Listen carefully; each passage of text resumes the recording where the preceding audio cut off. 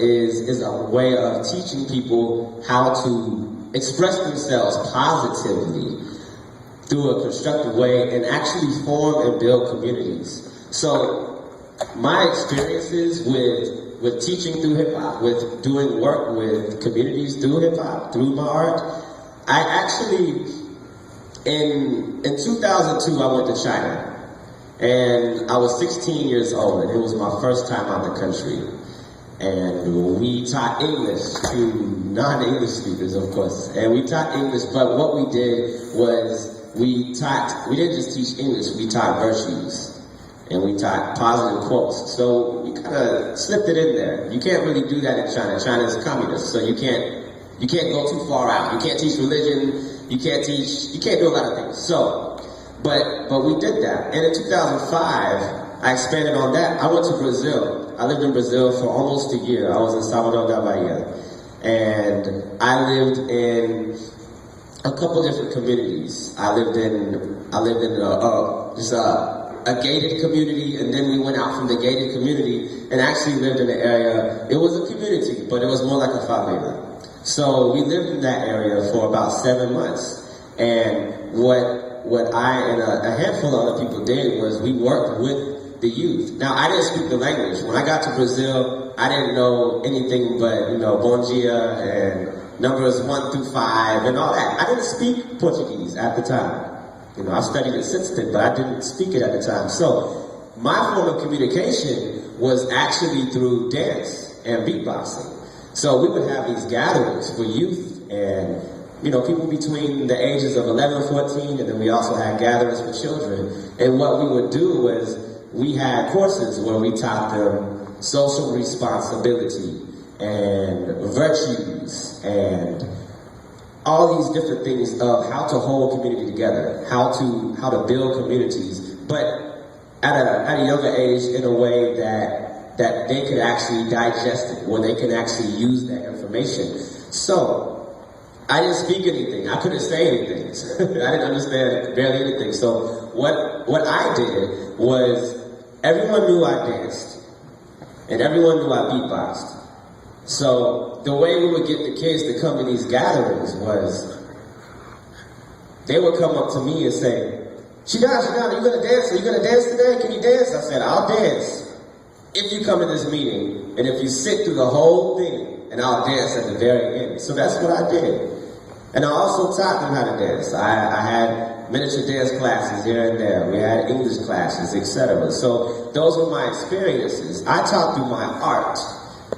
And that's why I truly believe, because we have communication barriers through language quite often, but we can all be in the same room. We all speak different languages, and through our art, through our other forms of self-expression, you can speak to each other in ways that you cannot say with words. And so that has been my experiences with building community and truly seeing people change. I remember having one of these classes, and someone's mother came one day and said, I love what you guys have done with my son. Like, he stopped going in the streets and playing with these kids who were up to no good, and started staying in the house and actually studying. So it's, you're changing someone's life just little by little. Just do what you do. Do what you do best. Live your best through example. And that's what I truly believe translates past any other kind of communication barriers, any kind of language barriers, anything cultural. My goals, as far as my goals, because I'm a performing artist and I love doing what I do, I plan on teaching through example. I plan on traveling and performing and teaching and passing down whatever knowledge that I get from the older, the younger generations and my own experiences, and teaching people that they can do whatever they feel that they want to do to better themselves and to better their community. Because oftentimes we need to take care of what we need to do, better ourselves, and then we can better others. So that is my approach to community work. So that's all I have to say. Thank you.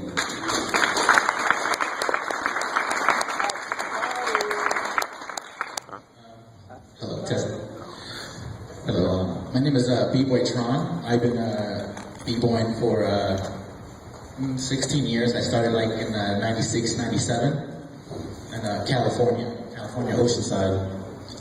When I first started, it wasn't about what it's about today. It was about fun.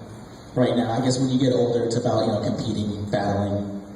And as you get, much older, it's about helping the community. And that's the part I'm at right now, that's why I'm here talking to you guys. But I guess in the early 90s, that's when b-boying was slowly coming back. It died out in the 80s and was coming back in the 90s, especially in San Diego. And I was at a really young age, and I got the opportunity to be a part of that scene and see all these, hip-hop grow from a young age. And, let's see. Well, 2009, I finally moved out here to North Carolina after 10 years, maybe, 14 years of dancing. And when I came out here, one of the first people I met was Papa Paul. And when I had met this guy, I was pretty impressed with, the stuff that he was doing. Because coming from California, North Carolina is not a real big known b-boy scene. And when I came here, I see these guys making their own moves. So I jumped with them and started helping these guys out and doing what they do. And in return, they helped me out with my craft. But as far as that, helping the community, that's what, b-boying, hip-hop is all about. And expressing yourself and letting people get a chance to express themselves. I'm not really good at speaking. I can talk about breakdancing all day, pretty much, but yeah, like I said, I've been dancing 16 years. I got so much experience, been to over 1,000 jams, b-boy jams. I'm just gonna keep it short. Something about hip-hop culture that a lot of people might not get right off the bat is staying humble and not being too, not talking about your accomplishments all the time. And so B-Boy Tron right here might not exactly tell you that he has been driving, sharing his car with his girlfriend, driving all the way out to Huntersville all the time, teaching for free, teaching all kinds of kids with, completely on a volunteer basis. He's been volunteering for a very long time, and that inspired me to want to do things like this. So I'd like to thank Tron personally. And, sometimes it's hard to say yourself, so I'll say it for you, brother. And he's the Cypher King. That's another thing. All right, what's up? Give it up for Tron one time here. And give it up for Cataclysm for giving it up for Tron. My name is, I go by Brett Rock. I represent Battleholics Crew Worldwide. We have a lot of people in the room here. And I also represent Universal Zulu Nation, Cosmic Union in Carolinas. And those are my affiliates. Those are people I run with, the people that I consider family, the people I work with, and they look out for me, I look out for them. That's what a crew is all about. It is about community, and it is about family. So if you don't run out, go join a crew if you're into hip-hop, because you need to know what you're getting yourself into. You really have to do your homework on the process and know who you're getting down with, for real. My background, I started DJing in the late 90s, probably like 1998. And I've been listening to hip-hop, rap tapes, Public Enemy, things like that. My older brother used to bring cassettes home that I wasn't allowed to listen to because they had bad words in them. But I got my hands on them anyway and rocked out to them, hoping not to get caught listening to NWA or, Two Live Crew when I was a kid was big, and my mother was like, "Don't ever walk in the house with one of those tapes, ever." But I was sort of got hooked on it at that point, though I did not understand it. Once I got into college, at High Point University in North Carolina in '97, I started finally going out to clubs and partying, and I saw some DJs playing records, and I was pretty much automatically hooked. And went home, bought a pair of turntables, I bought a mixer and all of the equipment, and was instantly addicted to records, and that was it. And I just kept going and going and going, buying as many records as I could that I liked, traveling up and down the East Coast from store to store, and bringing them back and playing parties in college. And then I graduated and moved to Asheville, North Carolina in 2001. That's where I currently live. And just kept going from there. And today I still DJ, I still promote events, and that's kind of my 9 to 5. And also, I currently volunteer my services as a DJ for not only the hip-hop and b-boy community, but also for, I've done all types of volunteer efforts for shows to raise funding for kids, for cancer, and you name it. I've done countless free jams for good causes. You know, and I get paid for some of them in the meantime. But that's basically where I'm at in short. I think the best way to give back to your community is find out what you're good at and keep doing it. If you're good at art, if you're good at paperwork, a lot of people, there's a lot of great artists out there who suck at paperwork. They can't fill out a form, they can't write a grant, they can barely write an email to get something together in their own neighborhoods. And if you're good at something, man, if you get your driver's license, you gotta go down to the DMV and you say, I'm great at this. Oh my God, I can fill out paperwork and stand in line all day. This is awesome. Apply that to what's going on in your neighborhood. If you're a good artist, you can draw, you can sing, you can dance, you can do anything at all. It doesn't have to be hip-hop. Apply that idea. How can you donate some of what you're good at to the people around you that need the help? And that's really what the bottom line is.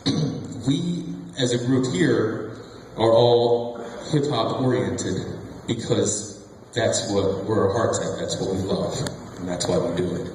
And we found out that we're good at something, and not only are we good at it, we can also give some of that back to help other people get good at something too.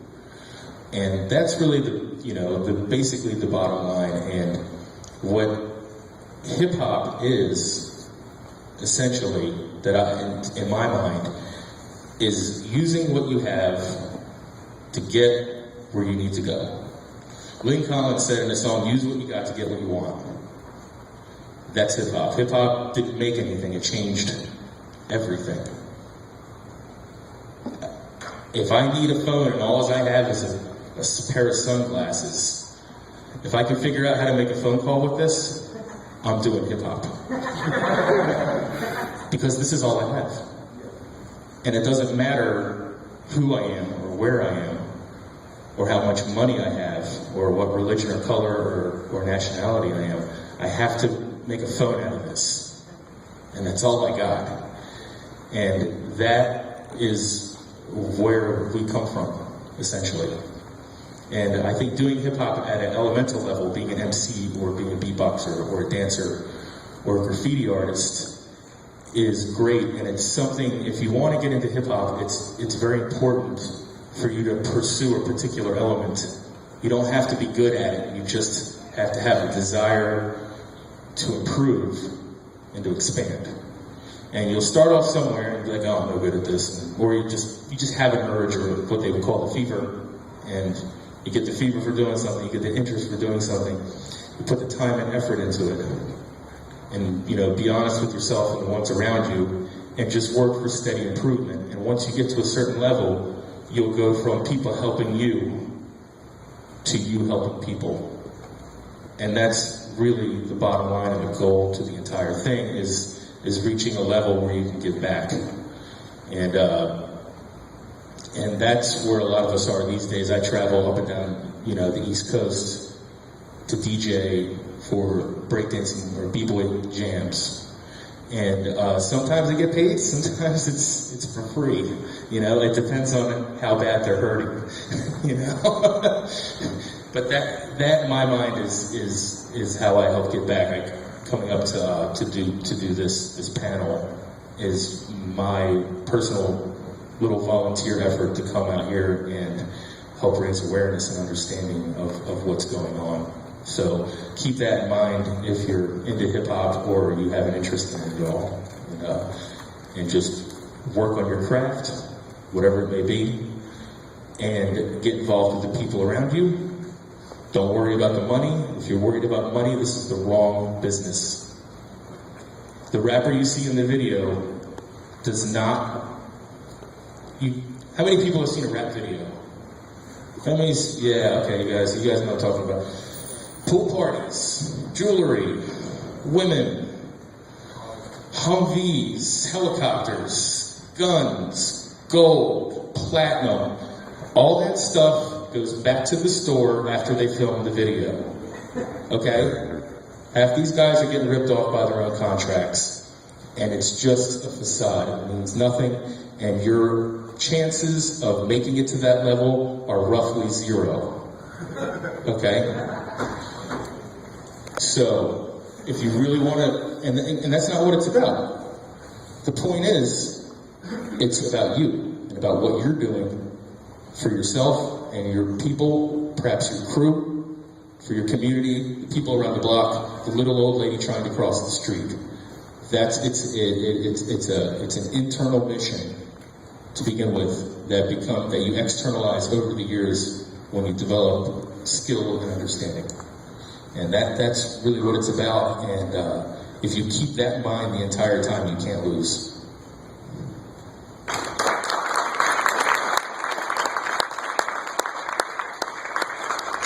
Hey everybody, my name is Erin.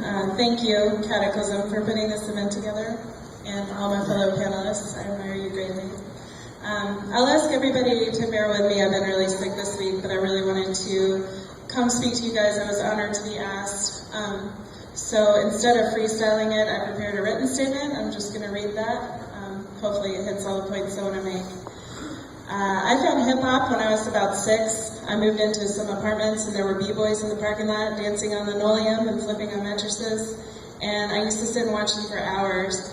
I started listening to the music they danced to, which was mainly Run DMC at first. And then I just immersed myself in the culture. My family moved around a lot when I was a kid. And I discovered through hip-hop that no matter where we went, there were always friendships awaiting me with kids that were into hip-hop like I was. It didn't matter if I looked like them or talked like them. Once they found out I had the same appreciation for hip-hop as them, we became homies. So this taught me at an early age that despite superficial differences, I could go into any neighborhood, any country even, and find like-minded people. I never needed to fear or hate those different from me. I also started learning real history through hip-hop when I was young. Public Enemy and Boogie Down Productions blasted through my neighborhood when I was about 9. And all the kids in my apartments had the Zulu African medallions, such as Brian's and theirs. And it was through that era of hip-hop that I learned serious oppression had been taking place throughout history, and we needed to raise our voices and fight the power. That's not something they were going to teach me in school, and my parents wouldn't even touch the subject. I don't think they even have the knowledge to give me. So I felt in my soul that I needed to contribute to the movement, but I could never break dance or afford DJ equipment. I tried to write rhymes, but despite what Cataclysm thinks, they never lived up to my own standards. I tried graffiti for a few years, but after I got arrested 4 times, I gave up on that. It was really hard to see the city paint over my hard work in a matter of days. And as I grew older, gangster rap emerged, and I saw the media begin to paint a picture of hip-hop like we were all thugs and criminals to be feared. Sure, there were drug dealers and gangsters in my neighborhood, but there were many positive examples of hip-hop as well. I was outraged at the blatant mischaracterization of a culture I had identified with the majority of my life. So I decided to make it my mission to spread the positive creative side of hip-hop The side that kept kids in ciphers instead of gangs, the side that let me know I could be accepted for my knowledge, not my skin color or my household income, the side that taught lessons they didn't tell you about in school. So I did some studies in public relations and started promoting positive hip-hop to the community through media and through marketing artists, CDs, and events, and through just talking about it to everyone I know. People call me the mouth of the South, and I was real annoying with it, but I wore that like a badge of honor. There was definitely no showing me up. And when I couldn't get the media coverage I wanted, I created my own through starting a magazine and eventually a blog and an online community. When you have media coverage of hip-hop doing things positive, you can then secure funding. The media coverage sort of legitimizes it in the eyes of the mainstream, and people like to donate to positive causes, especially when they're youth-oriented. And like Africana said, there's no better way to reach the youth than through hip-hop, music, and art. So then once you have funding, you can do bigger and better things within your community, and people will come build with you. And that was one of my goals as well, more than anything, was just to create a place where like-minded people could network and build. There's definitely power in numbers. 2 years ago, my husband, Scott, is in the audience, and I were able to secure a lease on a building where MCs, DJs, and B-boys could come practice their skills.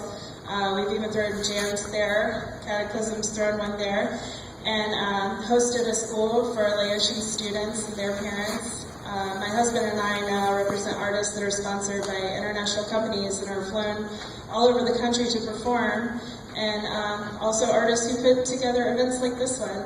And all of this came from me not liking how hip-hop was being portrayed in the media and deciding to raise my voice against it.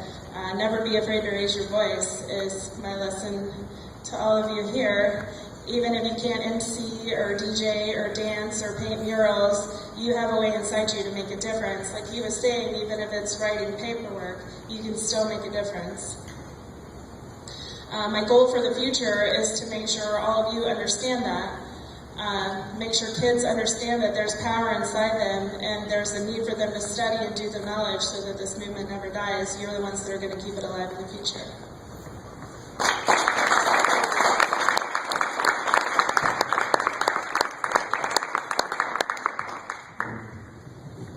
All right, can y'all do that one more time with the clapping? So a whole lot of knowledge up here. Mr. Ford, do we have Mr. Ford in the building? Oh, we got one more speaker today. One more speaker. Someone's got to bring a chair. I think I'm gonna do it. Yo, you still down to speak, my man? Oh, goodness. All right. That's what's up. Mr. Ford, this man is an old school MC. He's an educator, a lecturer, an activist, an all-around awesome dude. Sorry for lack of space up here, guys. I thought you guys could all manage. I appreciate it. All right. You guys have made a lot of noise already, but if you have a clap in you for Mr. Ford, I appreciate it. Greetings, everybody. Apologize for being late. I had to work, get off real quick. But I am Mr. Ford, a.k.a. Judah, the Lyrical Rev, coming from Rockville, Illinois, new to the Carolinas area. 32 years old. I'm a teacher. I teach at Garinger High School, hailing on the east side of Charlotte. Been there for about 3 years, and interestingly enough, I teach world history. And so the cool thing about listening to you talk is I'm like, yeah, that's hip-hop. And part of my activism is in that classroom, 90 minutes a day, giving them the real, as I've experienced it. And so I consider it a blessing. My experience with hip-hop, very briefly, I think I had the good fortune of being born in what would be considered the formative years of rap music in particular. I was born in 1980. And of course, the first major release was Cut in 1979. Rapper's Delight. And so I was raised by a bunch of older cousins who loved the early hip-hop stuff, the Rap and Duke, a lot of the Run DMC stuff, the Curtis Blow stuff. They were huge fans of that. In addition to that, I had a father who was a jazz head, an old school blue note jazz head.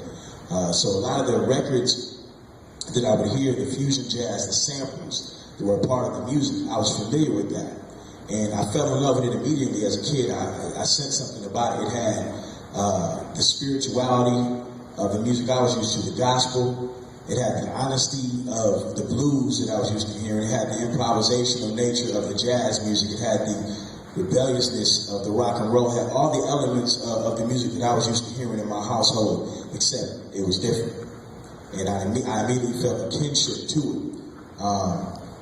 It gave me a sense of identity as well, because naturally I was one of those kids, inquisitive. I was an athlete. I didn't fit the mold of most of the people in my community.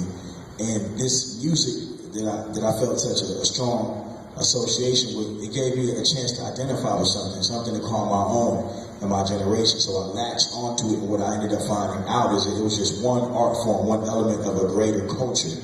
And my introduction to that culture, hip-hop culture at large, revolutionized my life, revolutionized the way I approached everything. The influence in hip-hop, seeing cats like, I'm a big Tribe Called Quest fan. You know, seeing cats, regular Joes who weren't necessarily bragging on how tough they were, how many women they had, what kind of car they drive, but really just pushing the art form, putting poetry together, embracing ethnic identity, embracing cultural identity, just being average people. That gave me a sense of normalcy, I guess you could say, to say that you don't have to be extraordinary to stand out, but rather you just be yourself. Use the tools that you've been blessed with, that you've been given, and make that contribution. You don't have to pretend to be anybody else but you're fine just the way they are. For a kid like myself, that was a huge message that was loud and clear. And ultimately, I carried that with me to college. I went to Illinois State University, and I was quickly introduced to the fact that even on college campuses, you have, you know, enclaves, you have collections of cats who come from a similar background. And so there's a very tight-knit hip-hop community. You have B-boys, MCs, DJs, the whole nine. And so it influenced my studies as well. As she mentioned earlier, the kind of music, the brand of hip-hop that I listened to gave me a sense of history. And hip-hop, although it's not political by nature, it is. Just when you look at the conditions that created the culture, by nature it's going to be, you know, social, political, economical. And it speaks to the underbelly of America in a way that had never really been covered before. We're talking about urban centers initially. Well, you're all good. We're talking about urban centers and the people that were underserved, who by and large have been overlooked for a long time. And then out of that environment comes this ingenious, innovative new culture. And so it influenced me in the kind of subjects that I took, in the majors that I chose, and the minors that I chose. And it helped to develop what is now my worldview. What I try to bring into the classroom as a world historian is some of the things that you mentioned before. You know, we talk about imperialism. We talk about colonialism. We talk about embracing who you are, whoever you are. So that's not just me as a person of African descent, but those of European descent. If you're Irish, you represent that. You know, if you're Swedish, you represent that. That nobody has any bearing over who you are or how you identify. That, you know, ultimately we have to coexist as brothers and sisters within humanity. That's how we got to cover the ugly parts as well as the more beautiful parts, but that's all a part of the history. If we can not embrace this color blindness that we're all the same, but recognize that we're all different, and then do the hard work of recognizing and respecting those differences, then I feel like we're getting somewhere. The way that I've typically given back is, you know, through shows. Of course, I'm an MC. I would like to say I'm not retired, but I don't know, hibernating or something. I don't know. Preoccupied at the moment, laying low for right now. I don't think an MC or any of the elements and practices of the elements ever really gives up. I think you are who you are. I think with family and things, sometimes things take a back burner, but when I was really active, I was doing free shows. I used to actually teach rap classes at the YMCA to kids in elementary ages, just teaching them how to compose words, how to create rhyme schemes. In addition to that, I also used to go around to elementary and middle schools and do lectures on the history of hip-hop. But ultimately, the way I give back is in my classroom. I use hip-hop all the time to talk about what's going on in society. As deflection, one of the most powerful tools in the world. So that's my experience with hip-hop, and hopefully something I've shared with you today enlightens you and perhaps can inspire and carry this movement forward for the future generations.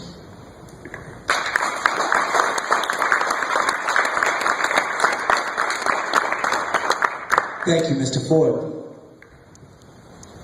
So, at this point in the event, after all this wonderful knowledge has been dropped, if anybody has any questions, any comments, any queries, anything like that, now would be a wonderful time. Just raise your hand. We're going to give you the microphone so you can be heard out here. Anybody have any questions?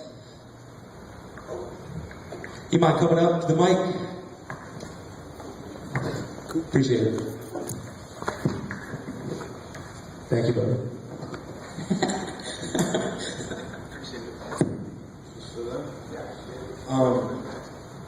To the B-boy. I just want to, when you said a B-boy, how, like, were you just naturally good? Were you just naturally good at B-boying, or were you like, oh, I saw that, I want to try it? I felt a lot. I had a lot of, I had a lot of different influences growing up. I think one of my first influences was like, the New York City style, maybe like Brooklyn. I was really impressed with that. But no, it was really hard, some of those moves, I'm not really good at gymnastics as far as that aspect of the dance, so I think I mostly adapted to like footwork and up-rocking style of b-boying. But yeah, it's really hard. But yeah, if you see a move and you like it, you can imitate it. Sometimes people call it biting, but you have to bite to eat, as long as you make it your own. And for you, you said you went to Brazil, right? Yeah. So like, how was it? Is it always like that? Is everyone dancing? Is everyone dancing all the time? In Brazil? Or here? What? In Brazil, yeah. Is everyone dancing all the time in Brazil? Not like literally dancing. I mean, like, Yes. do people accept it? They're like, oh, that's weird, or oh, that's. Oh, okay. Well, from my experiences, because I can't talk for you guys. Well, my experience is people in Brazil love hip hop. Like, at least from my experiences. Do you guys love hip hop? Okay. Okay. So, anyways, yeah. So at least when I went, they loved it. Like I'd do a wave and I go like this, and then a bunch of kids would like crowd around and say, "Do it again." So or when I beatbox, it's because it's something different. It's like when we see capoeira here, like people go crazy here. It's the same thing. It's the exchange of cultures.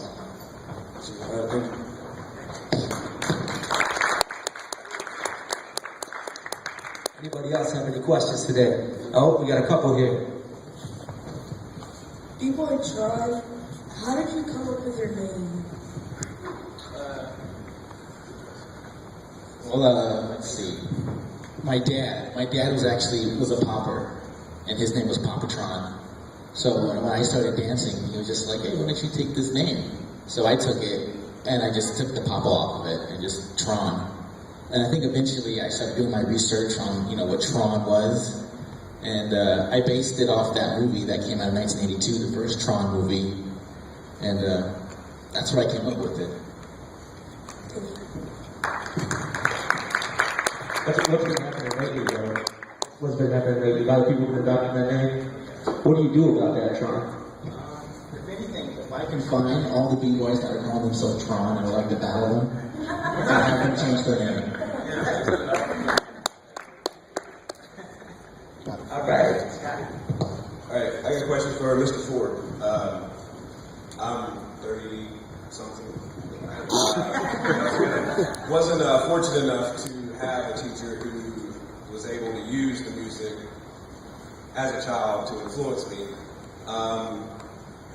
Do you think, do you see like a really big difference? Are you able to tell versus other teachers that you're around that the hip hop and the way you're able to relate to the children actually makes the difference?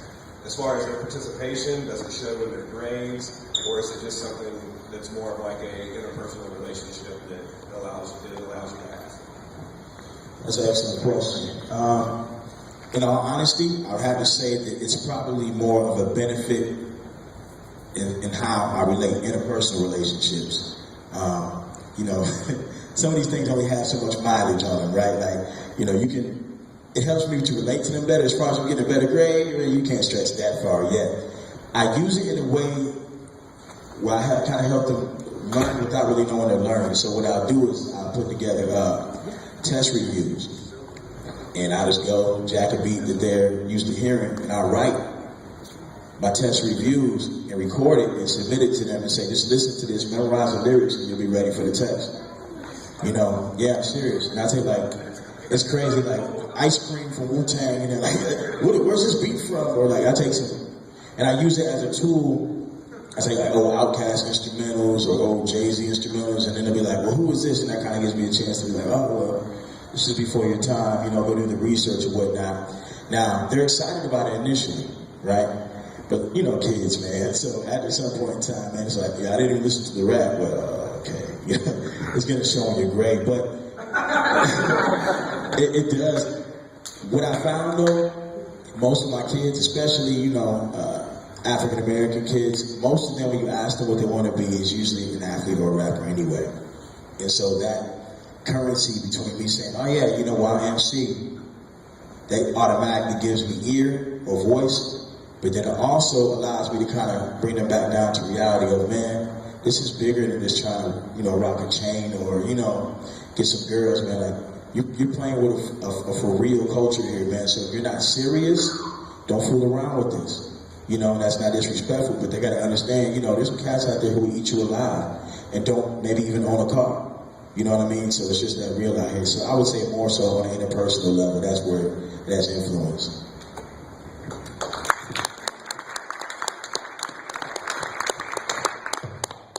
Anybody else have any questions? Maybe somebody from Brazil? Anybody? Oh, here we are. Obrigado.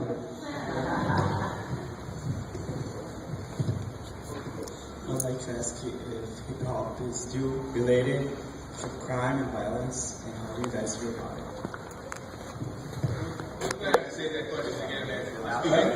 Well, if hip hop is still Speak up. I'd like to know if hip hop is still related to violence and crime, and how do you guys feel about that?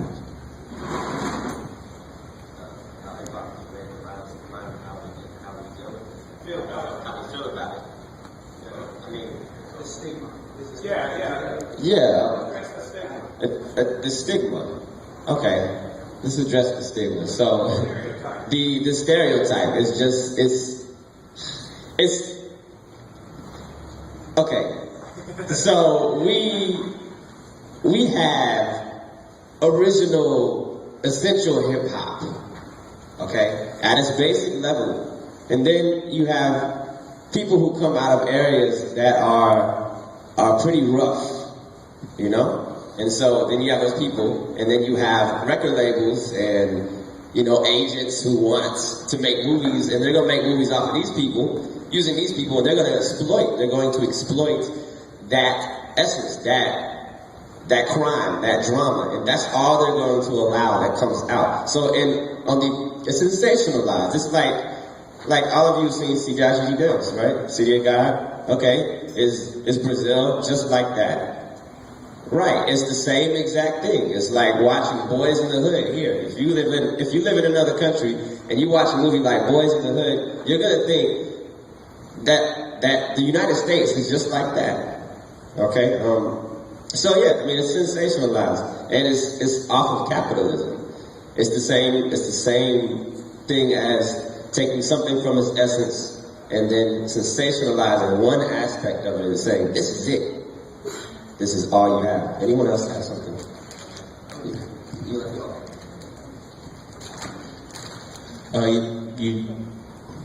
You have to bear in mind that what you see in the media is just like anything else. It's entertainment. A guy in a video or whatever on stage is there to entertain you because they want your money. And if they don't entertain you, you won't pay them. And it's almost like a contest anymore where you have to do the craziest, stupidest, wildest, loudest, biggest thing to get the most attention, to get the most bookings, to make the most money. And then the next guy is going to try and out-stupid your stupid by doing something crazier and dumber than that so they can get paid more than you. And it's it's easy with hip hop to do that because hip hop comes from the ghetto. It comes from not having anything. It comes from the sunglasses to the cell phone because we can't afford phones. And with that, I've never heard of I don't know of many very peaceful, content, poor neighborhoods in the world. And out of that comes drug addiction, sales, violence, gangs. It comes from living in dangerous neighborhoods. It comes from having serious money issues. And with rhyming, with hip hop, especially when it comes to rap, those subject matters have been in hip hop and always will be. But the way they are addressed, the way they're glorified, the way some people even warn against it, is always going to be there. And it's not, does drugs and violence and sex exist? Yes, it does. But where are you taking those subjects? And why are you doing that? Should I be covered in gold and have an AK-47? And, everything that comes out of my mouth is about blasting fools for drug money. The old school guys in the 70s talked about things like that too, but they didn't promote it. They didn't say, look at me, I got guns and drugs and everything. They were talking about their observations and experiences where they grew up. And you have to separate what you see in the media and the hype and the absurdity of the crust of what most people see as hip-hop. And usually the people who perpetuate that and create that and want it are people who know nothing about it. Because once you start learning about hip-hop, you start realizing that, oh my God, what was I can't believe I was listening to Lil Wayne for all those years. Oh no, that's not even hip-hop. Oh my God. You start feeling dumb about stuff you were into, and if you can figure out what hip-hop is, then you're like, that is not hip, it's rap. Maybe it's rap, but it's not the culture. And the culture comes from being poor. And those subjects are always going to exist as long as we have poor people. But it's how you talk about it, not the subjects that you go after.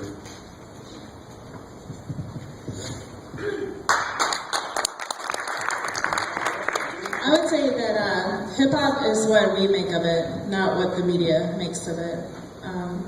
The media does a lot of their generalizations out of ignorance and sensationalism, just like you said. But we're hip-hop, they're not. So it's important for us to come together and build as a community and create positive events like this so that we can then point to these events and say to the media, hey, look at all this positive, awesome stuff we're doing. Look at how we're building positivity and being constructive in our community instead of destructive. Let's come up with some events to throw to help children who might otherwise be getting into violence and drugs and things like that, and give them something better to do, like b-boying or MCing. And then don't just be silent about it once you do it, tell the whole world, so we can start to change that narrative. All that power lies within you. It can happen. It has to be done on a local level, though.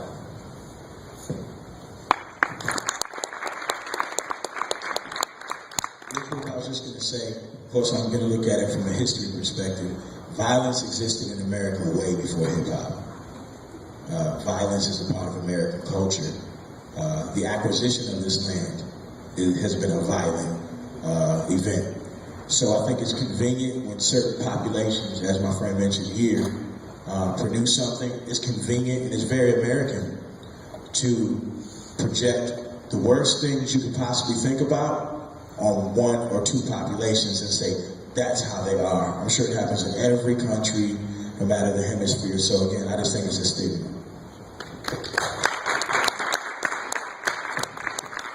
I think we have time for one more question, if anybody has a question. All right, my man right here. Woo! Go ahead. So I have a question for all of you, I guess. There's a show called America's Best Dance Crew I used to watch. So you're saying, like, the media is what hip-hop is on the media, what they make it look like on that show. isn't like that at all, and that you can't be a true hip hop thing if you are on media, I guess. Like, I didn't. It's a confusion issue. I think you can address that. I understand exactly what you're saying. And when you look at a show like America's Best Dance Crew or something like that, you have to see it from the perspective of the people who are producing that television show. What they're trying to do is sell advertising space. Okay? They don't care about what the show does. They care about the market audience that it's reaching, which is X amount of millions of people on a network, right? And then, depending on the ratings and how many people are watching, they can sell advertising space per minute at a certain dollar amount due to the amount of viewers that are watching. So Ford Motor Company will spend X amount of dollars on a minute in commercial break, between breaks in that show. And they're going to pay for the show, and they're going to pay the producers, they're going to pay the station, they're going to buy the advertising space. First off, that's the bottom line for the show. That's the only reason it exists. Okay? Now, in order to put something, we need a television show to fill in between these commercials. We're going to come up with the thing that we think is most interesting to somebody sitting in front of a television. Okay, let's have a dance competition. Because we've already done everything else. We've already had singing, we've already had can you stick your head in a box of bugs for 30 seconds and not pull your head out? Or we'll throw everybody on an island and we'll vote each other off, or we'll see who wants to be a millionaire, or it goes on and on and on. And it's just a further exploitation of art to profit. And that's all it is. And you'll see that probably America's Best Dance Crew is not full of a bunch of 35, 40-year-old dudes who know better. It's full of teenagers and youngsters who want their shot at going big. Cannot blame them for that. If somebody told me, do you want to go on TV tomorrow and play for 1 million people on television, I'm going to DJ for that, I'd be like, yes. Put me on, I'll do it right now. I would love that. But, it's keeping in perspective where the business end of that is. And that's really where it's at. I mean, you can't blame a kid for wanting to go on television and dance. Everybody would do that if they could, But behind the scenes, it really is it's a television show, and they're selling commercial space. That's the bottom line. And that's not to say that no real B-boy has ever been on America's Best Dance Crew. I mean, there's been some fresh dancers on that show. We're not contesting that, but what's the purpose of the program? I think there's a lot of wonderful visual shows, different things happening now, and also already documented from Netflix to Hulu, all kinds of things. And if anybody is interested in stuff like that, I can give them those resources. Unfortunately, we have no more time for questions. Excuse the microphone. Excuse me, guys. We're going to go into the dance demonstration part of this event. Is anybody ready to see some dancing? Yeah. Because I don't even think these guys can dance. I mean, I think it's all a lot of talk, so I think we're going to find out today. And if any of the Brazilian students would like to exchange any of their native styles, please feel free. We're going to be getting down back there on the linoleum, so feel free to get down. And with no further ado, I'm just going to start the music because we don't have a lot of time left, so let's all enjoy ourselves. Peace.